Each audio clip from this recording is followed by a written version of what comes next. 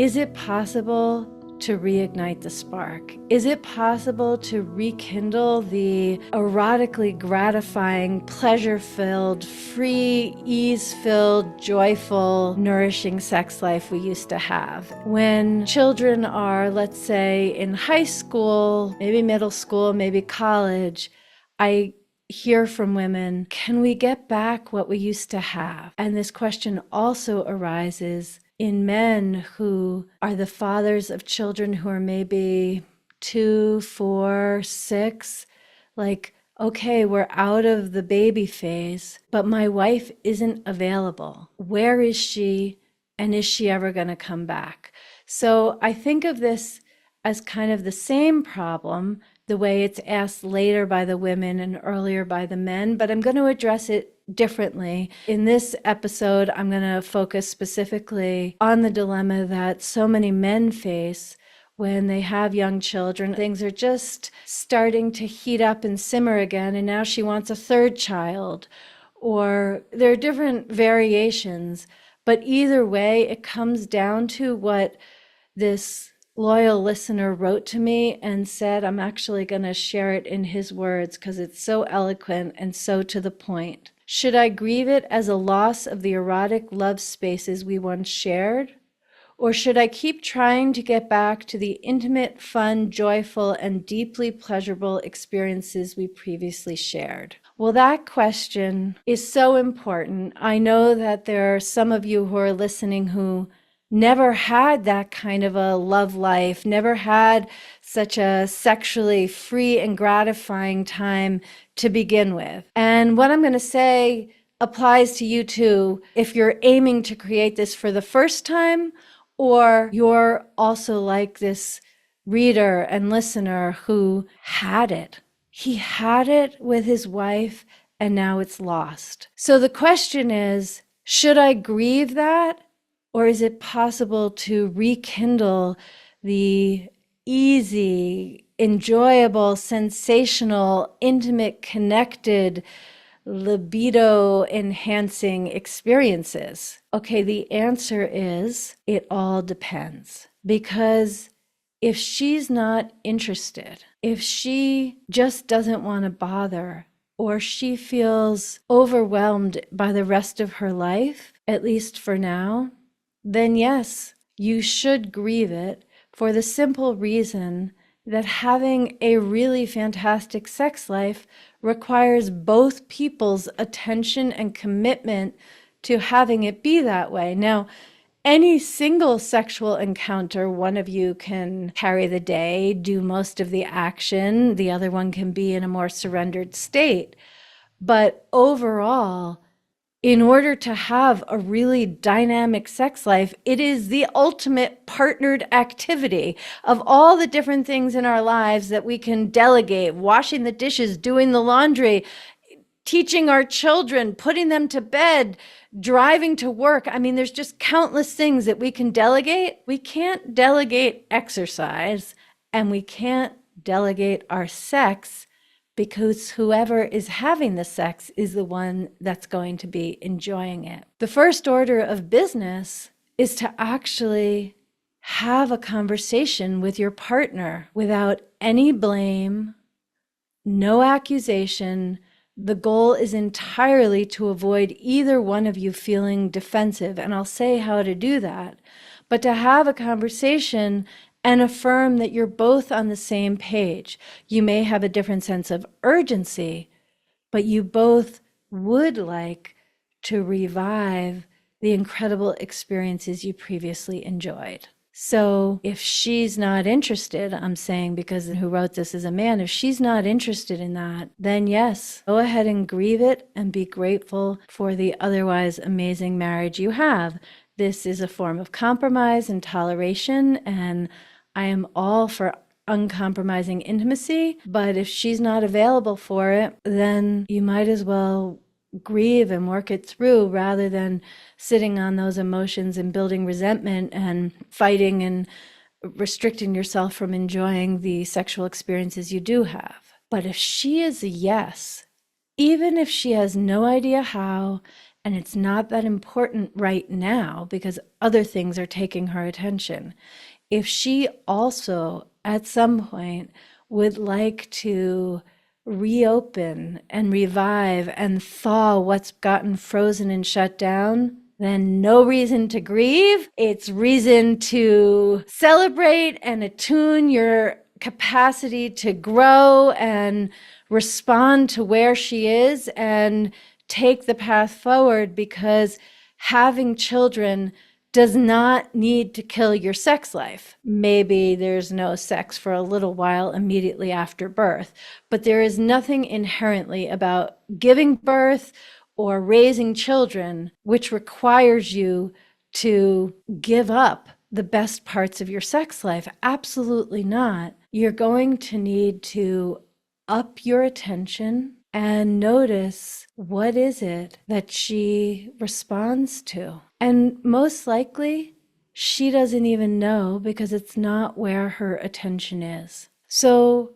if you're in this kind of a situation, one of the most important things you can do is schedule times for intimacy. Now, let me be very clear. I don't mean that you schedule a sex date, meaning every Thursday at 8, it's in your calendars to have sex. No, what I mean is every Thursday at 8, you spend time cultivating the sexual connection, which may end up leading to orgasms for one or both of you, and it may not. But that actually doesn't matter for this bigger question. When you are focused on one another's bodies and souls, your emotional feelings and your physical sensations, you will reignite the pleasure and freedom and easy sexual expression that you had before. So back to this question of how to revive and rekindle the exciting and pleasure-filled sex life you used to have. It's through making room for whatever arises. So for you who wrote me that email, your wife may have anger, she may have disappointment, she may have a sense of loss because she doesn't know where that part of her went either. And it's not actually possible to take a one-way route to the pleasure. The only way to get to that sexual freedom and delight and sensual connection is by making room for whatever arises. So the key move here is making time for these kinds of explorations, because when it is safe for both of you to be your whole selves, something which doesn't, there's no like switch to flip, it's not an on and off button. It's that you expand and expand and expand to bringing more of you back into how you touch one another. Well, not only will you have access to the incredible experiences from before, but it will be enhanced by all of the range and depth that the past few years have brought as well. So back to this question, which I'll read one more time. Should I grieve it as a loss of the erotic love spaces we once shared?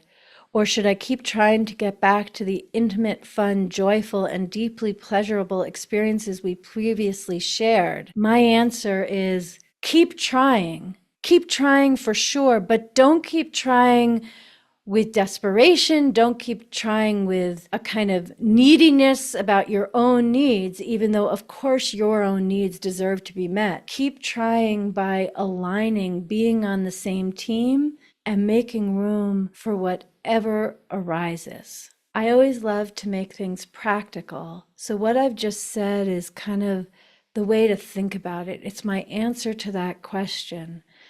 But if you're setting time aside, you should not talk about your children or logistics or any practical decisions or responsibilities either one of you have. This time is just to focus on each of your bodies and the feeling between the two of you. I'm going to talk in a moment about what you can do if you have an evening together at home to focus on your intimate connection. Of course, it's also really wonderful if you can take a night at a hotel room once a month or once a quarter. That's often hard for parents of young children to manage, but it's worth aspiring to. And there was a time when my husband and I did this, and at first I felt frustrated and embarrassed, but then we both just totally accepted it and learned to welcome it. That as soon as we would get to the hotel room, thinking we were going to have this amazing, sexy time together, the first thing that I wanted to do was take a nap. And we got into it where if we go to a hotel room now, if it's not for a conference or some other purpose, like it's just for the two of us to spend time together, we check in and we just both take our clothes off and say, let's nap. Like we just know that is what is necessary first, so that when we do turn towards one another to deepen the intimacy and expand our connection, we're well rested. Sleep has become such a trendy topic with good reason. So getting enough sleep is a prerequisite for benefiting in all the ways I'm going to talk about now, which are things that you can do if you set aside some time together once a week. How are you going to do that? Well, the best way in is through the senses. You want music that is sexy, that is more like background classical? Do you want the song that played at your first dance at your wedding? Like, what do you actually feel like? Do you want some jazz? And you can just, maybe even with your clothes on, dance slowly while that music is playing. Because whatever those sounds are, if you get the chatter out of your head and just let those sounds fill you, that already opens you up. You want to also have things be visually appealing. So if one of you is sensitive to clutter or a mess, well, if it's your partner and you're the one who's going to make this happen, clean up the bedroom or put something over the stuff. Just get rid of the visual distractions and bring in flowers. Maybe you'd like to light a candle. What is it that is going to speak of sensuality and pleasure to both of you? What sense do you want? Of course, eventually, perhaps there are the intoxicating scents of sex, but in the meantime, do you like scented candles? Do you like a little bit of rose water sprayed? Do you know what your partner enjoys smelling? Maybe you don't want any scents. The point is to put attention on each of the five senses and see how it can be delighted. Because what we're talking about here is delighting it. So we've talked about sound, sight, and smell. Taste. Do you want a glass of wine? Would you like some fresh clementines? Chocolate? Sure, it's an aphrodisiac, but I'm not counting on its aphrodisiac qualities. I'm counting on if that's delicious for you. Or freshly baked bread. I have no idea, but whatever it is that would just be lovely. The point is that when it comes to sex, some people have I'm going to call it a bad habit of focusing just on touch. But for the woman who's overwhelmed by the rest of her life, or maybe not, she's managing, but it's taking all of her attention, one of the best ways to invite her erotic nature to really wake up is to involve all of the senses, as I've just said. And then, of course, there's touch. And this is a place where things often become kind of routine as well. So I'll just say when it comes to touch, there are multiple variables and you should explore all of them. So there's pace. It can be fast or medium. Of course, there's where you touch. There's how much pressure you use, something to vary in all kinds of ways. And also sometimes temperature is super hot. So there are these massage stones that can be hot or hot wax or sometimes with an ice cube.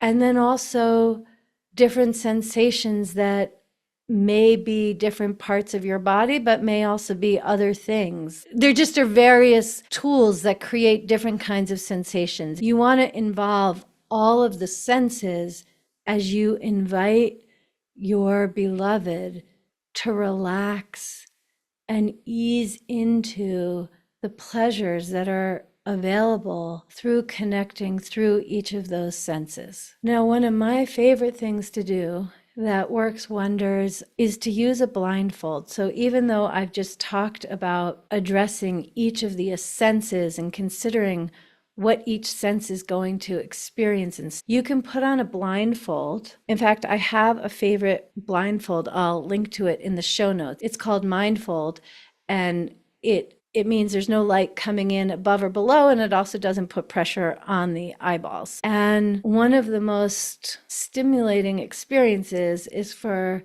let's say, again, since this whole episode was inspired by this email I received, your wife lies down with the blindfold on. You can start with her on her belly or on her back, however you want to do it. And then just pick a number of household items, a hairbrush, a pen, a butter knife, really any variety of things. And using one after the other, you can slowly massage and just place the object, and some it's metal, some it's fabric, some it's plastic. And what you're basically doing is creating a symphony of sensations that's all in the realm of touch. You may be inclined to move the objects around your partner's body more quickly, but when she has that blindfold on and the room is dark and she's not feeling anything except the touch that's happening, her senses become heightened and things feel faster to her than they will to you. So everything doesn't need to be slow, but make some of it extremely slow. And when you start, you want to introduce things slowly and gently. And then the more into it you both are, then the surprise of suddenly feeling where everything was smooth before can be exciting. And again, this may lead to an incredible sexual experience because she's relaxed and open, or it may just be that afterwards you embrace one another in a way that feels amazing. Don't rush the sex part. The more that it can be something she's now yearning for and desiring and panting, that's what you want. You don't want her to have sex because she feels sorry for you or obligated or just so that you're no longer unhappy. You want to connect and open her body in this way so that she's like, please take your pants off. So once again, if your partner is just not interested in sex, then yes, you can grieve it. But the fact is that if you had this incredible sex life before, the chances that she's not going to be interested in having that again are very, very slim. They just are. It's more complicated if you've never had it before. So for the man who wrote me this email, I thank you so much for your heartfelt, eloquent email and communication. And for everyone else, everything that I've shared is very relevant for you as well.